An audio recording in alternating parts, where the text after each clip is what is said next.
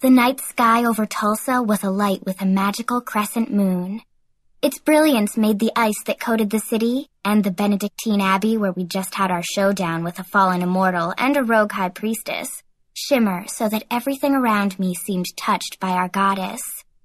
I looked at the moonlight-bathed circle that stood in front of Mary's grotto, the place of power where not long ago, spirit, blood, earth, humanity, and night had been personified, and then had joined to triumph over hatred and darkness. The carved image of Mary, surrounded by stone roses and nestled within a ledge high in the grotto, appeared to be a beacon for the silver light. I stared at the statue. Mary's expression was serene. Her ice-covered cheeks glistened as if she wept in quiet joy. My gaze lifted to the sky. Thank you. I sent a silent prayer up to the beautiful crescent that symbolized my goddess, Nyx. We're alive. Kalona and Neferet are gone. Thank you, I whispered to the moon. Listen within. The words swept through me, subtle and sweet like leaves touched by a summer breeze, brushing my consciousness so lightly that my waking mind barely registered them. Yet Nyx's whispered command imprinted itself into my soul. I was vaguely aware that there were a lot of people, well, nuns, fledglings, and a few vampires around me. I could hear the mixture of shouting, talking, crying, and even laughing that filled the night. But it all felt distant. At that moment, the only things that were real to me were the moon above and the scar that sliced from one shoulder all the way across my chest to the other shoulder. It tingled in response to my silent prayer, but it wasn't a tingle of pain, not really. It was a familiar, warm, prickling sensation that assured me Nyx had, once again, marked me as hers. I knew if I peeked under the neck of my shirt, I would find a new tattoo decorating that long, angry-looking scar with an exotic filigree of sapphire, a sign that proved I was following my goddess's path. Eric and Heath, find Stevie Rae, Johnny B, and Dallas. Then check the perimeter of the Abbey to be certain all the Raven Mockers fled with Kalona and Neferet. Darius shouted the command, snapping me out of my warm, fuzzy prayer mode. And once I'd been shocked out, it was like an iPod had been cranked too high as sound and confusion flooded my senses. But Heath's a human. A Raven Mocker could kill him in a second. The words burst from my mouth before I could clamp it shut, proving beyond all doubt that being moonstruck wasn't my only moronic skill. Predictably, Heath puffed up like a cat-smacked toad. Zoe, I'm not a damn pussy. Eric, looking very tall and full-grown, kick-your-butt vampire-like, snorted sarcastically and then said, No, you're a damn human. Wait, that does make you a pussy.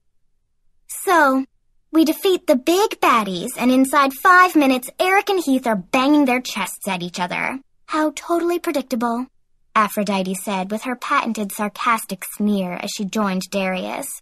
But her expression completely changed when she turned her attention to the son of Erebus warrior. Hey there, hotness. You doing okay? You need not worry about me, Darius said. His eyes met hers, and they practically telegraphed the chemistry between them. But instead of going to her like he usually would and doing some very gross kissing, he remained focused on Stark. Aphrodite's gaze went from Darius to Stark. Okay, ew! Your chest is totally crispy crittered. James Stark was standing between Darius and Eric. Okay, well, standing wasn't exactly what he was doing. Stark was swaying and looking extremely unsteady. Ignoring Aphrodite, Eric spoke up. Darius, you should probably get Stark inside. I'll coordinate the reconnoitering with Stevie Rae and make sure everything runs smoothly out here. His words seemed okay, but his tone was all, I'm the big guy in charge. And when he followed up with a condescending, I'll even let Heath help out, he really sounded like a pompous butt.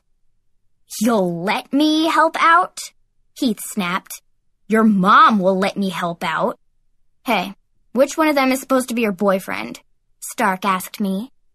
Even in the terrible shape he was in, he caught my glance with his. His voice was scratchy and he sounded scarily weak, but his eyes sparkled with humor. I am, Heath and Eric said together. Oh, for crap's sake, Zoey, they're both idiots, Aphrodite said.